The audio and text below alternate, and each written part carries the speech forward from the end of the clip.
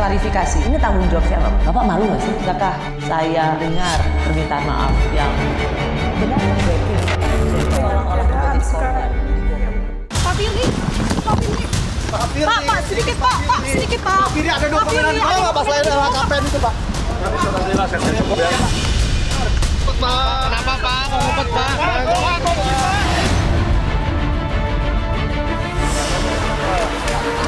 Menetapkan Saudara FB selaku Ketua KPK RI sebagai tersangka dalam perkara dugaan tindak pidana korupsi. Saya menyatakan di setiap kesempatan bahwa saya tidak pernah melakukan pemerasan kepada siapapun. Dan saya juga tidak pernah terlibat terkait dengan suap menyuap dan gratifikasi kepada siapapun. Ada orang berani berbuat kejahatan tidak pidana korupsi di level yang tertinggi, yaitu pemerasan. Pastilah diyakini dia sudah sering berbuat kejahatan-kejahatan tidak pidana korupsi lainnya.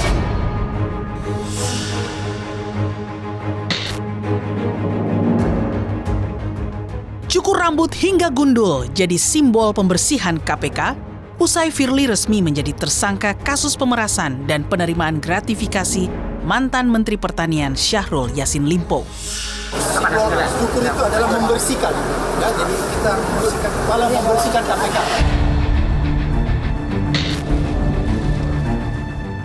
Martabat Komisi Pemberantasan Korupsi sedang diuji.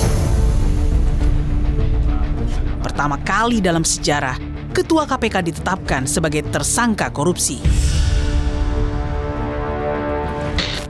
Firly Bahuri sebagai Panglima Pemberantasan Korupsi diduga memeras mantan Menteri Pertanian Syahrul Yassin Limpo dalam penanganan kasus dugaan korupsi di Kementan. Pada prinsipnya dalam penyidikan dugaan tindak pidana korupsi yang terjadi, setidaknya kami dari tim penyidik menemukan fakta penyidikan terjadi beberapa kali pertemuan dan yang diduga penyerahan uang. Ya. Dituding korupsi, Firly Bahuri menolak mundur dari KPK. Firly bahkan menilai situasi ini sebagai serangan balik koruptor.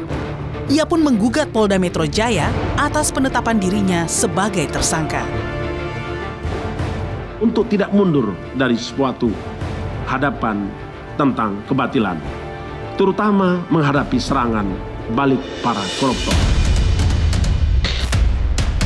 Mau tak mau, KPK harus bercermin atas kasus Firly. Alih-alih meminta maaf, Wakil Ketua KPK Alexander Marwata mengaku tak malu dengan kasus yang menjerat Firly. Kita juga harus berpegang pada prinsip praduga tidak bersalah. Itu dulu yang kita pegang. Kan gitu kan? Apakah kami malu? Saya pribadi tidak. Ya. Karena apa? Ini belum terbukti. Mantan Ketua KPK Abraham Samad menilai sikap Alexander Marwata ini adalah bentuk melindungi kejahatan Firly. Samad pun mendesak polisi agar menelusuri kemungkinan adanya pimpinan KPK yang terlibat dalam kasus ini. Sekali lagi saya mau mengingatkan orang yang bernama Alexander Marwata bahwa keterangan yang Anda lakukan itu, yang Anda sampaikan, itu memberi kita petunjuk bahwa Anda sedang melindungi yang namanya kejahatan. Maka polisi harus juga memanggil orang yang bernama Alex Marwata dan komisioner-komisioner lainnya untuk segera diperiksa. Karena saya tidak yakin Firly hanya seorang diri melakukan kejahatan ini.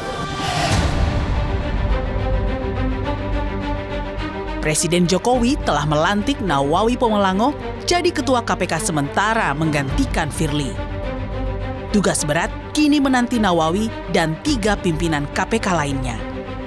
Memulihkan kepercayaan publik pada KPK yang telah hancur akibat ulah Firly.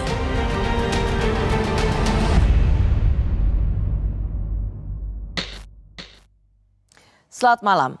Saya sudah bersama Ketua KPK periode 2015-2019, Bapak Agus Raharjo. Pak Agus, terima kasih. Pak Agus sebagai Ketua KPK di periode 2015-2019, persis sebelum Ketua KPK yang jadi tersangka yaitu Firly Bahuri menjabat. Pak Agus, saya mau tanya dulu, apa yang Anda lihat dari lembaga anti rasuah ini yang pernah Anda pimpin sekarang? Baik Mbak Rosi, para pemirsa, Assalamualaikum warahmatullahi wabarakatuh. Selamat malam. Mbak Rosi, ini memang sangat tidak mengembirakan. Saya juga merasa ini adalah dari sisi citra, ini adalah terendah selama ini. Oleh karena itu, saya sangat berharap agar ada perubahan-perubahan yang dilakukan oleh yang berkuasa terutama, untuk kemudian mengembalikan KPK seperti semula. Bapak kelihatan ikut merasa jadi, saya bisa menangkap, sedih banget ya? Iya. Saya sedih, termasuk saya sangat sedih dengan ini. Karena ya kita menjaga marwah itu puluhan tahun. Saya pernah menjadi sekretaris utama LKPP, persis kantor sementaranya di depan gedung KPK. Dan saya sangat mengidolakan ASN dan yang lain itu seperti KPK itu. Saya sangat mengidolakan. Dulu ngefans banget sama KPK? Saya sangat ngefans banget. Tapi saya nggak ngelamar loh. Saya kemudian waktu itu kebetulan pensiun dari LKPP, saya memutuskan pensiun. Di tahap pertama tidak ngelamar, kemudian pesertanya kurang, diundang oleh pansel pada waktu itu. Betul. Jadi ngelihat KPK sekarang itu, Pak Agus bisa dibilang shock. Shock, ya betul. Tidak pernah terpikir sebelumnya KPK akan berada di titik serendah ini? Karena kita dulu menjaga marwahnya tidak main-main. Sampai saya menyaksikan yang namanya Pak Abdullah Yamahua ya, waktu saya masih di LKPP, itu di dalam suatu rapat, beliau lupa ngambil tisu di meja itu. Itu Pak Abdullah Yamahua langsung, maaf saya tadi ngambil tisu. Ditinggal uang 10.000 untuk ganti tisu yang dia pakai. Sampai segitunya tuh? Karena dulu kita jauh menjaga marwahnya bukan main. Pak Agus, baru kali ini sepanjang sejarah Ketua KPK, sebuah lembaga untuk pemberantasan korupsi, kena kasus korupsi. Dalam hal ini yaitu pemerasan. Dulu memang pernah ada Ketua KPK, tapi berbeda kasusnya. Ini tersangka sebagai seorang yang memeras pihak yang berperkara. Ini kenapa bisa terjadi ya? Celahnya memang ada dan dimanfaatkan, atau Anda melihat bahwa ini sesuatu yang sudah bisa diduga sebelumnya? Sebetulnya kalau kita kembali ke proses pemilihan komisioner hari ini, itu protes terhadap terpilihnya beberapa komisioner, itu sudah dilakukan banyak orang, termasuk saya sendiri. Kalau Mbak Rosi ingat, saya menulis surat terbuka kepada Presiden sama Komisi 3 kalau tidak salah. Kemudian juga deputi kami, deputi pengawasan internal dan pengaduan masyarakat, itu mengirim suratnya kepada Pansel dan menantang Pansel untuk kalau pengen bukti mari datang ke KPK, buktinya kami tunjukkan. Jadi kami dulu memang di KPK termasuk orang yang tidak menyetujui kalau Pak Firly ini bisa menjadi komisioner gitu. Jadi sejak awal tidak saja pegiat anti korupsi yang keberatan atau mengirimkan pesan protes bahwa ada nama-nama termasuk Pak Firly ini menjadi pimpinan KPK, tapi Pak Agus Raharjo sendiri sebagai Ketua KPK sebelumnya itu juga sudah mengirim pesan. Ya, saya bikin surat terbuka kepada Presiden kan. Saya lupa apa ke Komisi 3 saya tembusin, tapi Presiden malah saya ditanya oleh siapa itu yang Mas Ulin Yusron ya kalau nggak salah ya. Itu nelpon saya, Pak Agus ini benar tulisan Pak Agus. Betul itu tulisan saya gitu. Pak Agus, saya akan menitik beratkan pada poin itu.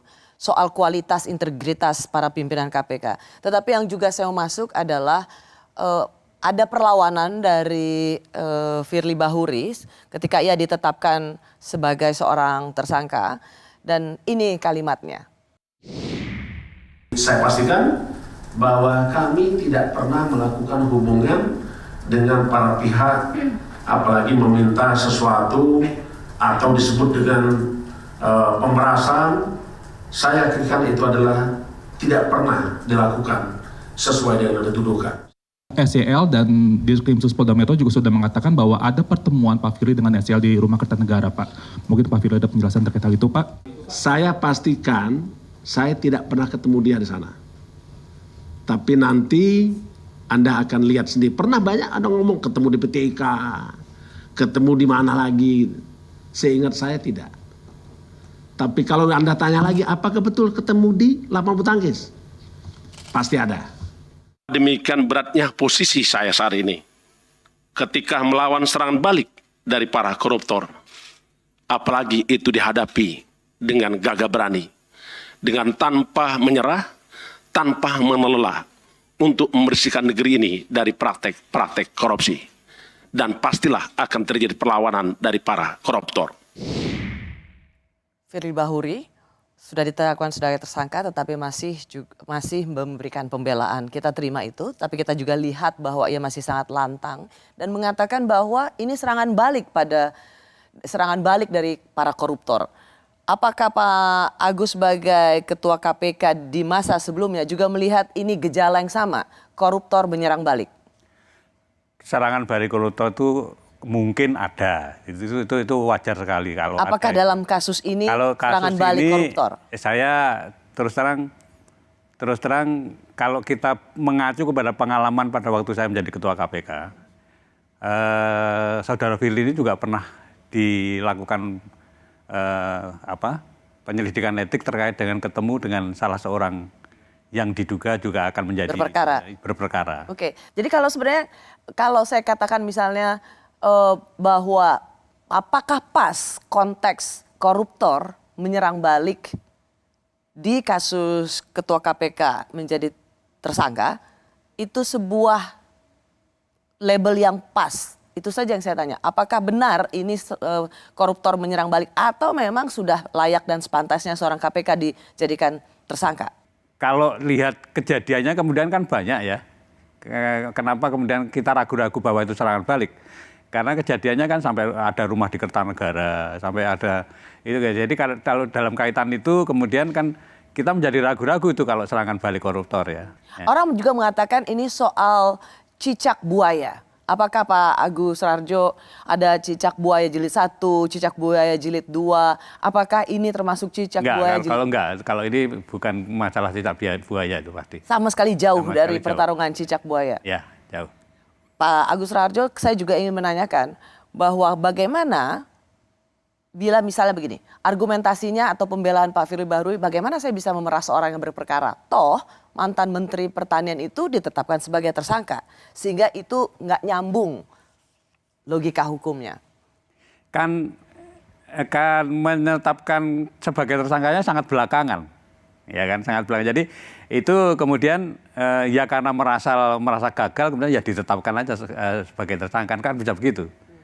Jadi kalau saya kalau menetapkannya itu jauh-jauh hari sebelum isu itu berkembang, itu malah mungkin sangat jauh lebih baik dibandingkan dengan sudah menjadi medannya sudah diacak-acak, medannya sudah baru ditetapkan gitu. Kalau kita lihat apa kalimatnya mantan Menteri Pertanian ketika ditanya oleh para wartawan, apakah benar Ketua KPK memeras Menteri Pertanian soal kasus korupsi?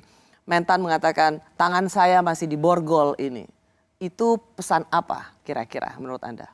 Kalau tangan saya masih diborgol itu kan dalam arti dia nggak bisa berpihak pada dirinya sendiri karena juga dia terkait dengan KPK yang masih bisa melakukan apa dia lebih diberatkan atau akan diringankan kan anunya begitu. Jadi dia pasti mikir itu juga, makanya dia tidak memberikan jawaban yang clear, yang jelas mengenai. Ia tidak dapat mengatakan yang sebenarnya karena tangannya masih diborgol di KPK.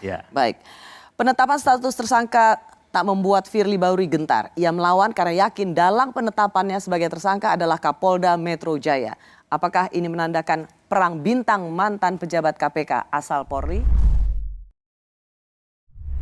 Saksi-saksi yang diperiksa oleh pihak penyidik Polda itu diminta buat pengakuan, ada penerimaan, ada penyerahan, dan itu pun mereka bantah gitu. Pertanyaan kepada Pak Firly hanya sebatas pertanyaan yang sangat normatif terkait dengan apa riwayat jabatan, riwayat penempatan gitu kan.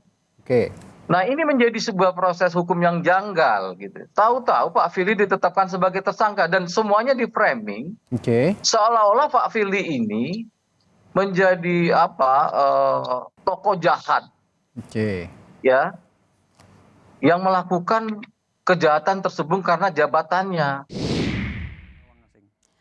Masih bersama saya mantan Ketua KPK, Agus Raharjo. Ia pernah menangani perkara korupsi mega proyek IKTP yang merugikan negara 2,3 triliun rupiah.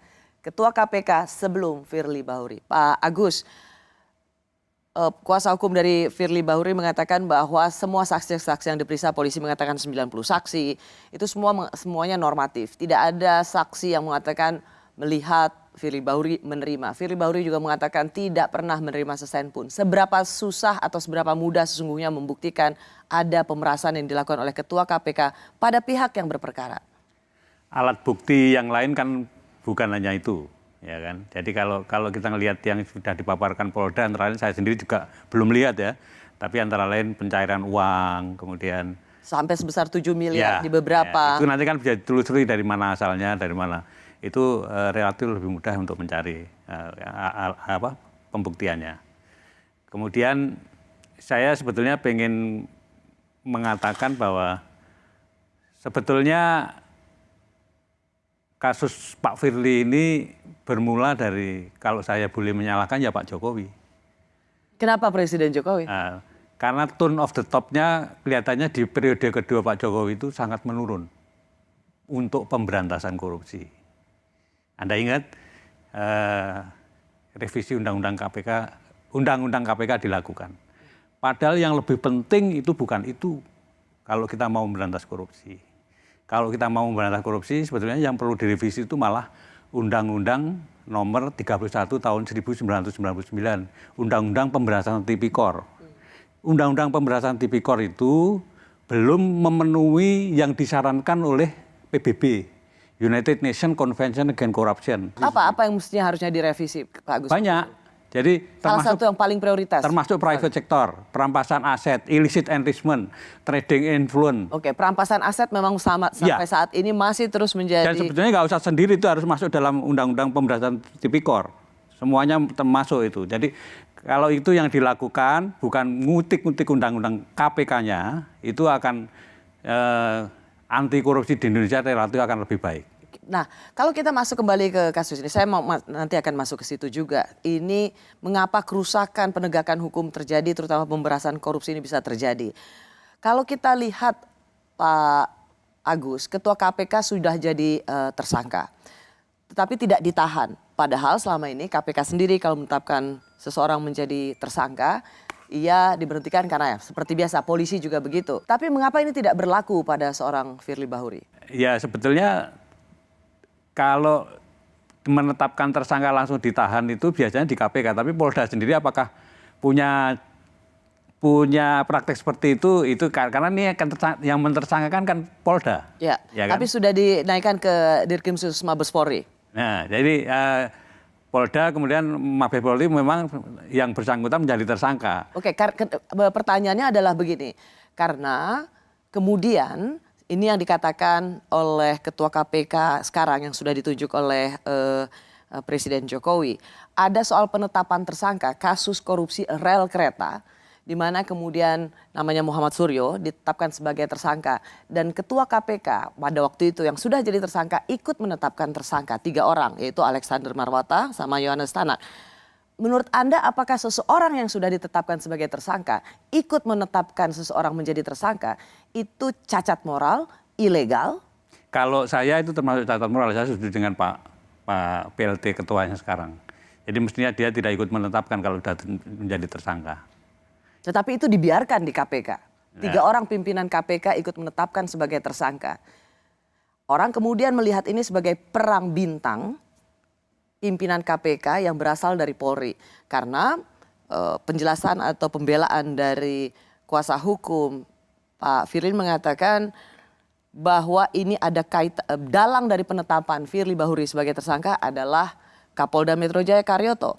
Dan yang saat ini juga dianggap punya kedekatan dengan yang menjadi tersangka. Ini beneran perang bintang petinggi KPK. Itu kalau melihat seperti itu memang saling sandera kelihatannya. Saling sandera. Ya, saling sandera karena di sini juga ada info-info yang terkait dengan tadi Pak Suryo tadi. Kemudian ya, jadi kalau saling menetapkan tersangka seperti itu ya seperti saling sandera. Nanti kita lihat aja berikutnya mengenai pembuktian itu pasti kan mereka tidak bisa menghindar dari proses pengadilan yang akan datang. Mengapa ini mencemaskan? Karena ternyata penegakan hukum itu sangat erat kaitannya dengan politis. Apakah Pak Agus juga melihat ini? Iya, jadi menjadi ketua KPK itu terutama yang bukan polisi beratnya di situ. Jadi ketua KPK yang bukan polisi yang bukan beratnya polisi, di seperti situ. saya, itu bisa aja kasus itu bisa dicari-cari gitu loh, supaya saya punya kasus, ada itu. Ya, Jadi, kaitannya sama ini yang dua ketua KPK-nya dari polisi dan kemudian ditersangkakan atau punya kaitannya dengan Kapolda Metro Jaya yang waktu itu juga menjadi deputi di KPK. Ini kan apakah ini perang bintang polisi? kalau ini bisa dikatakan perang bintang dalam arti dua orang sudah tidak ada kecocokan gitu ya. Padahal Dan- bersama-sama di KPK. Padahal sama-sama di KPK. Kemudian dua orang nggak punya kecocokan, masing-masing kemudian punya data. Yang satu punya data yang satunya, yang satu juga begitu. Jadi begitu dimulai dengan penetapan Pak Firly, pasti Pak Firly juga punya data mengenai Pak Karyoto. Jadi ini ya oleh karena itu saran saya ya kita tunggu aja nanti pengadilan kemudian memutuskan seperti apa. Karena datanya ini kan masih masing-masing kan masih samar-samar ya. Pak Agus, Pak Firly itu tidak mau mengundurkan diri. Ia kemudian sudah diberhentikan sementara oleh Presiden, ada PLT, tapi ia tidak mengundurkan diri. Semula Alexander Marwata mengatakan ada azas praduga tidak bersalah. Ia masih tetap bisa punya akses ke KPK. Meskipun sekarang aksesnya setelah diberhentikan sementara, ia diperlakukan sebagai tamu. Berbahayakah seorang tersangka pemerasan masih bisa berada di sekeliling KPK? Meskipun disebutkan aksesnya hanya sebagai tamu. Ya itu termasuk hal yang mungkin harus dibenarkan oleh teman-teman KPK. Jadi sebaiknya ya yang bersangkutan tidak punya akses lagi di KPK dan dalam hal ini Dewan Pengawas kan harus juga berperan. Apa yang Anda desak dari Dewas? Saya berharap Dewas ini juga harus lebih keras karena saya melihatnya bahkan dulu ada yang namanya pengawas internal itu lebih kuat, lebih keras dibandingkan dengan Dewas hari ini. Dulu Pak Saud pernah disidang, saya pernah disidang gitu kan, yaitu terkait dengan pelanggaran-pelanggaran kecil yang sebetulnya tidak perlu terjadi, tapi dilakukan sidang oleh pengawas internal. Nah ini kelihatannya kok masyarakat sudah protes, tapi Dewas kemudian masih ayam aja nggak. Mudah-mudahan langkah terakhir untuk menyelamatkan itu bisa dilakukan oleh Dewas. Yaitu tadi kalau perlu memperkuat, kemudian tidak perlu masuk kantor, atau kalau masuk kantor di ruang tamu nggak perlu, itu harus dilakukan oleh Dewas. hanya sebatas itu, bukan sanksi diberhentikan tidak dengan hormat, diberhentikan dengan tidak hormat. Saya terus terang belum melihat kewenangannya Dewas kalau sampai memberhentikan komisioner ya.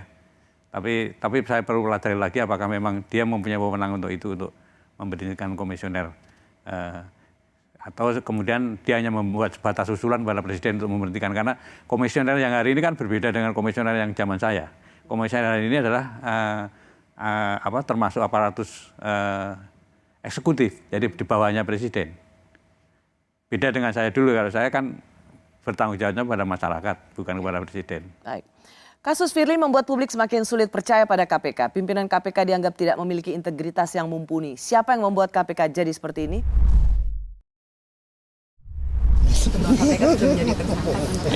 Hormati semua proses hukum. Hormati semua proses hukum. Itulah presiden kita ya, selalu bicaranya kayak begitu, normatif. Pernah nggak dia sadar bahwa ini dimulai dari ulahnya dia? Pernah nggak dia memikirkan bahwa Firly ini terjadi seperti ini, itu karena ulah dari kepemimpinannya gitu? Pernah nggak dia sadar itu? Pasca penetapan ini kita mau bikin apa gitu? Ya kalau kita mau bikin itu, saya bilang agak sulit kita mengharapkan sesuatu di pemerintahan sekarang ini, karena udah passionnya pemberantasan korupsinya nggak ada gitu. Masih bersama saya mantan Ketua KPK yang juga pernah menjabat Kepala Lembaga Kebijakan Pengadaan Barang dan Jasa Pemerintah periode 2010-2015. Ia diminta panitia seleksi KPK untuk mendaftar sebagai calon pimpinan KPK masa itu, Bapak Agus Rarjo. Pak Agus, pada waktu Pak Agus menjadi Ketua KPK, sesungguhnya Pak Firly Bahuri ada di situ sebagai Deputi Penindakan. Harusnya Anda tahu dong track record Pak Firly Bahuri waktu itu? Tahu. Apa catatan Anda? Jadi saya tadi di periode pertama sudah saya ceritakan bahwa dia pernah diperiksa oleh Komisi Etik yang dibentuk oleh Deputi PIPM terkait dengan pertemuan dia dengan salah satu yang akan menjadi kasus di KPK. Ya, waktu itu kalau tidak salah dia bertemu dengan saksi dari BPK dalam kasus suap perimbangan tahun 2018. Tapi intinya bertemu dengan orang yang berperkara. Dan bukan hanya itu. Ada yang lain lagi. Antara lain kita kan sedang menyelidiki Tuan Guru kalau nggak salah. Itu dia juga ketemu dengan Tuan Guru beberapa kali. Nah, Pak Agus kan Ketua KPK pada waktu Pak Firly Bahuri sebagai Deputi Penindakan. Ya. Pak Agus bikin apa? Nah itu dilakukan pemeriksaan selesai, sudah diusulkan pada pimpinan kami untuk melakukan tindakan itu. Tapi belum tindakan diputuskan sudah ditarik oleh Polri, ceritanya begitu. Oke, jadi itu masuk ke sidang etik untuk diselidiki, tetapi tidak ada keputusan apapun di situ. Keputusan dari sidang etik sudah ada. Apa keputusannya? Bahwa yang bersangkutan melakukan pelanggaran berat. Bahwa yang bersangkutan melakukan pelanggaran berat. Dan hukumannya apa waktu itu? Nah hukumannya belum diputuskan oleh pimpinan, kemudian... Pimpinan itu maksudnya pimpinan siapa? Komisioner KPK. Berarti ada Anda di dalamnya? Ada saya, ada 4 orang yang lain, kemudian yang bersangkutan ditarik dari KPK, kembali ke Polri. Oke, tetapi ketika ada sidang etik yang mengatakan yang bersangkutan terbukti melakukan pelanggaran etik berat, harusnya kan Pak Agus langsung memberikan sanksi. Betul. Kenapa Pak Agus tidak melakukan itu? Jadi ya itu waktunya kalah cepat dengan penarikan dari Polri, yang kemudian menjadi Kapolda. Jadi sebelum Pak Agus dan pimpinan KPK lainnya memutuskan sanksi pada Pak Firly Bahuri yang di sidang etik terbukti melakukan pelanggaran etik berat, Pak Firly sudah ditarik ke Mabes Polri. Waktu itu Kapolrinya siapa? Pak Tito. Pak Tito, oke. Sehingga Bapak tidak memberikan catatan apapun terhadap... Tidak ada catatan apapun pada waktu pengembalian, betul. Tidak ada catatan apapun? Tidak ada. Ini menjadi isu karena ketika pansel yang memeriksa calon-calon pimpinan KPK pada waktu itu kan sudah ada seruan-seruan yang mempertanyakan kenapa orang yang punya track record tidak baik di KPK, integritasnya dipertanyakan, masuk dan diloloskan oleh pansel. Tapi pansel waktu itu mengatakan tidak ada catatan di KPK. Kalau tidak ada catatan tidak betul karena dalam waktu yang sama Deputi Pengawasan Internal dan Pengaduan Masyarakat itu juga kirim surat ke pansel dan menawarkan bukti. Ini loh buktinya. Silahkan kalau mau lihat bukti datang ke KPK. Itu sudah menawarkan gitu. Jadi nggak betul kalau nggak ada informasi mengenai itu. Tapi KPK pansel juga nggak mau lihat buktinya. Tidak mau melihat buktinya. Nggak mau lihat buktinya. Sama sekali. Sama sekali. Bahwa sebenarnya KPK sudah berusaha untuk memberikan catatan tentang rekam jejak, tetapi ditolak oleh pansel KPK. Ya, betul. Menurut Pak Agus itu apa yang terjadi waktu itu? Ya kalau pemilihan komisioner ini kan bobot politiknya kan kuat sekali. Jadi saya meyakini kalau pengaruh politiknya lebih kuat dibanding dengan masukan dari Deputi PIPM. Bobot politiknya? Ya. Berarti waktu itu memang ada titipan? Bisa jadi. Kalau kita kembali tadi apa yang menjadi fakta yang terjadi di internal KPK pada masa Pak Agus Raharjo menjadi ketua KPK dan Deputi Penindakan waktu itu Pak Firly Bahuri memang terbukti melakukan tindakan pelanggaran etik berat. Pak Agus tidak sempat memberikan sanksi padahal Pak Agus punya otoritas untuk itu. Tetapi sudah keburu ditarik oleh Mabes Polri. Maksudnya waktu itu memang Mabes Polri ingin menyelamatkan Firly Bahuri. Ya saya pikir bukan hanya Mabes Polri mungkin ya, banyak pihak yang terkait dengan politik pada waktu itu juga mungkin berkepentingan terhadap itu. Jadi tidak satu-satunya mungkin Mabes Polri itu, banyak pihak juga. Dan di samping surat secara resmi dari Deputi PIPM tadi, saya juga membuat surat terbuka kalau Anda ingat kepada Presiden mengenai, mohon maaf saya menyebutkan jangan menerima Firly sebagai komisioner KPK. Jadi itu surat terbuka itu dibaca banyak orang pada waktu itu. Ya, jadi Pak Agus Raharjo sendiri selaku Ketua KPK periode sebelum Pak Firly Bahuri sempat menulis surat kepada Presiden. Ya, surat terbuka. Surat terbuka. bahwa jangan memilih Pak Firly sebagai pimpinan KPK. Ya. Waktu itu catatannya karena track record di KPK saat menjadi deputi penindakan. Ya. Tetapi itu tidak didengar. Nggak didengar.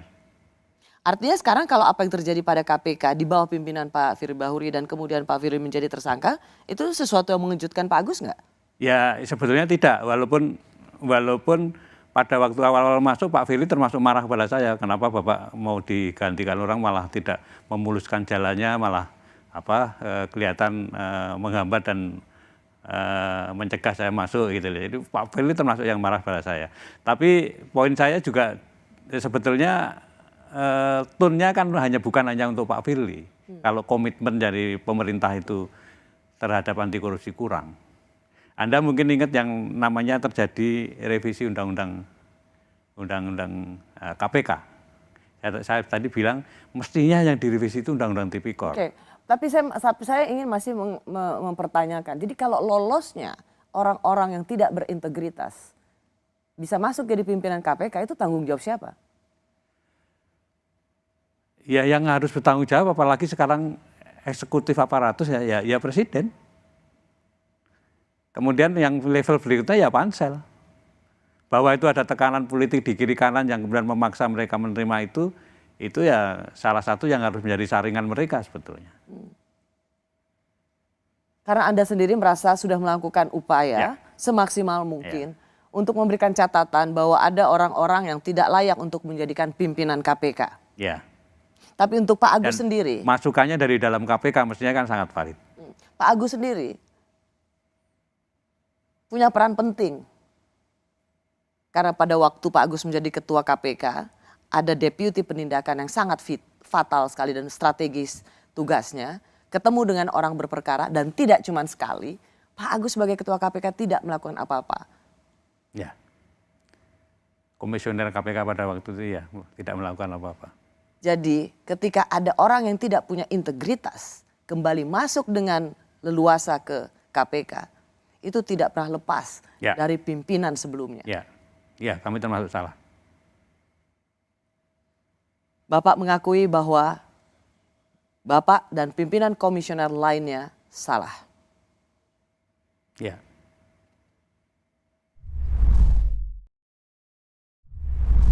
Saya masih bersama mantan Ketua KPK Agus Raharjo. Ia menjabat sebagai Ketua KPK persis di periode sebelum Firly Bahuri yang kini jadi tersangka. Pak Agus, waktu itu Bapak kan juga Ketua KPK, ya. Dan sekarang pimpinan KPK itu dianggap sebagai mereka yang penuh kontroversi. Justru dan dijadikan sebagai alat politik kekuasaan. Waktu zaman Pak Agus gimana? Waktu zaman saya yang mencoba mau dijadikan alat kekuasaan, tapi karena waktu itu masih independen, masih tidak di bawah presiden, kita masih bisa menyangkal atau bisa tidak mengikuti apa yang diinginkan oleh presiden. Oh, jadi waktu itu Pak Agus sendiri bisa merasakan KPK itu mau dijadikan sebagai alat kekuasaan? Mohon maaf, ini perlu saya ungkapkan karena semuanya harus jelas dan saya pikir baru sekali ini saya mengungkapkannya di media yang kemudian ditonton orang banyak. Bicara pada beberapa teman sudah, tapi kepada media seperti ini belum. Mohon maaf, kenapa saya kemudian tadi di depan juga menyoroti tone of the top, keinginan Pak Jokowi itu kemudian perlu juga menjadi perhatian kita. Saya terus terang pada waktu kasus IKTP, saya dipanggil sendirian. Oleh Presiden. Presiden pada waktu ditemani oleh Pak Pratikno. Jadi saya heran, biasanya memanggil itu berlima, ini kok sendirian. Dan dipanggilnya juga bukan lewat ruang wartawan, tapi lewat masjid kecil itu. Jadi dijemput dari sana. Nah itu di sana, begitu saya masuk Presiden sudah marah. Presiden sudah marah, menginginkan, karena baru saya masuk itu, beliau sudah teriak, hentikan, kan saya heran, hentikan, yang dihentikan apanya gitu kan. Setelah saya duduk ternyata saya baru tahu kalau yang suruh hentikan itu adalah kasusnya Pak Setnov. Ketua DPR waktu itu? Ya, Ketua DPR pada waktu itu mempunyai kasus IKTP, supaya tidak diteruskan. Nah, Sprindik itu kan sudah saya keluarin 3 minggu yang lalu dari Presiden bicara itu. Sprindik itu tidak mungkin karena KPK tidak punya SP3, tidak mungkin saya berhentikan, saya batalkan. Ya. Kemudian karena tugas di KPK itu seperti itu, makanya ya kemudian tidak saya perhatikan, saya jalan terus. Tapi akhirnya kan dilakukan revisi undang-undang, nanti kan intinya revisi undang-undang itu kan SP3 menjadi ada, kemudian di bawah presiden, karena apa pada waktu itu mungkin presiden merasa bahwa ini ketua KPK diperintah presiden kok nggak mau, apa mungkin begitu kemudian Itu gelagat awalnya ya? Ya, nah, jadi jadinya kan revisi undang-undang KPK itu, dan sebelum revisi undang-undang KPK itu Anda kemudian juga perlu pahami buzzer itu kemudian kan bukan main kan. KPK sarang Taliban, KPK. Jadi sehingga civil society pada waktu itu yang membela revisi undang-undang KPK itu sangat-sangat sedikit. Teman-teman saya seperti Pak Imam Prasojo itu nggak datang tuh kalau waktu itu, karena tidak sebanyak waktu membela cicak buaya. Tidak pada waktu cicak buaya, karena merasa ini KPK sudah seperti Taliban, seolah-olah omongannya buzzer itu betul gitu loh. Jadi revisi undang-undang KPK kemudian terjadi. Anda kemudian melihat di periode kedua ini kan yang namanya Corruption Perception Index itu kan turun terus-menerus. Itu menjadi gambaran kita, karena itu yang menilai adalah 9 lembaga internasional. Pak Agus, kalau saya ingin kembali, jadi ini sebuah kesaksian ya, dan fakta yang Pak Agus alami bahwa Bapak dipanggil oleh Presiden untuk menghentikan kasus IKTP yang mentersangkakan Setia Novanto waktu itu menjadi Ketua DPR. Bapak bersaksi itu ya? Saya bersaksi. Dan itu memang terjadi yang sesungguhnya, saya alami sendiri. Saya awalnya tidak cerita kepada komisioner yang lain, tapi setelah beberapa lama gitu kemudian saya cerita. Apa yang Bapak jawab ke Pak Presiden ketika Presiden mengatakan hentikan soal IKTP ini? Saya bicara apa adanya aja, bahwa sprindik sudah saya keluarkan 3 minggu yang lalu, di KPK itu nggak ada SP3. Nggak mungkin saya memberhentikan itu. Yang Anda tangkap Pak Agus, yang ingin dihentikan Presiden itu adalah jangan sampai mentersangkakan Setia Novanto yang waktu itu menjadi Ketua DPR. Karena Presiden waktu itu juga nanya kepada Pak Menseknek, Pak Sarasik, sprindik itu apa toh gitu. jadi itu kejadiannya pada waktu itu. Dan akhir dari pertemuan itu apa Pak? Yang nggak ada apa-apa. Saya diperintahkan nggak mau ya sudah, saya pulang begitu aja. Dan Bapak kemudian melihat time frame-nya atau waktu demi waktu, bagaimana kemudian ada pelemahan KPK. Salah satunya dari kesaksian yang baru saja Pak Agus Rarjo katakan bahwa memang karena pimpinan KPK independen, tidak bisa diperintah oleh kekuasaan, maka dengan cara mengubah undang-undang KPK lah pimpinan KPK dapat diatur. Ya. Itu salah satu yang setelah kejadian revisi undang-undang KPK kemudian menjadi perenungan saya. Oh ternyata pengen KPK itu bisa diperintah-perintah gitu. Setelah itu bagaimana relasi Pak Agus dan pimpinan KPK lainnya dengan istana? Pada waktu revisi undang-undang KPK semua orang mungkin tahu. Pengen ketemu nggak diizinkan. Bahkan bukan hanya ketemu presiden, ketemu Menteri Kumham saja tidak diizinkan. Pimpinan KPK waktu itu? Jadi itu yang kami rasakan. Kemudian saya kemudian diajak Pak Laude Muhammad Syarif ya, ketemu dengan Menteri Kumham, tapi draftnya juga nggak ditunjukkan. Jadi sampai terakhir tuh kami nggak tahu sebetulnya yang direvisi ini apa, itu kita nggak tahu. Itu kejadian yang kami alami terakhir kami di KPK. Jadi seperti pimpinan lembaga negara pemberantasan korupsi yang kemudian terasingkan. Ya. Bayangkan revisi undang-undang KPK selesai dalam waktu berapa? 12 hari dan pimpinan KPK sama sekali nggak tahu apa yang direvisi sampai terakhir. Pak Agus, dengan reputasi pimpinan KPK saat ini, ketuanya sudah menjadi tersangka, sekarang ada ketua nonaktif, ada komisioner KPK yang membela ketua KPK yang jadi tersangka, lalu ada komisioner KPK yang juga sudah diperiksa Dewas berhubungan dengan pihak yang berperkara, tapi alasannya di Dewas chatnya sudah terhapus. Apakah publik masih punya cadangan kepercayaan pada integritas seperti pimpinan KPK yang sekarang? Atau saya balik, apakah pimpinan KPK yang sekarang masih punya tabungan moral untuk dipercaya?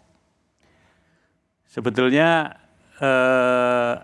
harus dimulai lagi itu tadi tone of the top. Mau nggak kemudian presiden dan kemudian bawahan-bawahannya itu mengakui bahwa anti korupsi itu adalah penting. Saya sering bicara di banyak tempat. Ramalan yang dikeluarkan oleh PricewaterhouseCoopers itu tidak akan terjadi kalau kita kemudian anti korupsinya tidak kita menjadi perhatian penting kita. Sekarang malah tambah demokrasi. Jadi dua-duanya sebenarnya harus menjadi perhatian kita. Perbaikan demokrasi dan terus-menerus menggemakan anti korupsi. Kalau dua hal itu bisa menjadi pedoman kita terus-menerus, insya Allah yang diramalkan PricewaterhouseCoopers akan terjadi. Ya katakanlah itu menjadi sebuah gerakan, tapi kita butuh ada sebuah action yang konkret. Ya. Pertanyaan saya, apakah pimpinan KPK yang sekarang masih punya cadangan moral atau reputasi baik yang masih layak mendapat kepercayaan publik? Atau mereka semua harusnya diganti? Memulai dari awal. Dan memulai dari awal pun juga perlu kita pikirkan independensi KPK mau dikembalikan atau tidak, ya kan? Kemudian bagaimana menjaga marwah KPK seperti dulu-dulu bisa terjadi, itu memerlukan komitmen banyak pihak untuk bisa mewujudkan. Artinya Pak Agus mau mengatakan dengan undang-undang KPK yang sekarang sudah direvisi, rasanya itu mustahil. Ya. Ketika KPK yang independen bisa dipanggil untuk menghentikan satu kasus, tapi Anda menolak menghentikannya, ya. Dan sekarang KPK yang bisa dibilang tidak independen lagi, jadi sebenarnya untuk apa ada KPK? Bukan, kalau berbicara mengenai KPK kita harus melihat banyak negara. Saya tidak bermaksud untuk melenyapkan KPK, tetapi untuk apa kita bela-belain KPK kalau kemudian pimpinannya atau komisionernya sudah tidak lagi memiliki. Ya kalau sekarang seperti itu, kalau sekarang seperti itu, tapi kita harus mengembalikan itu.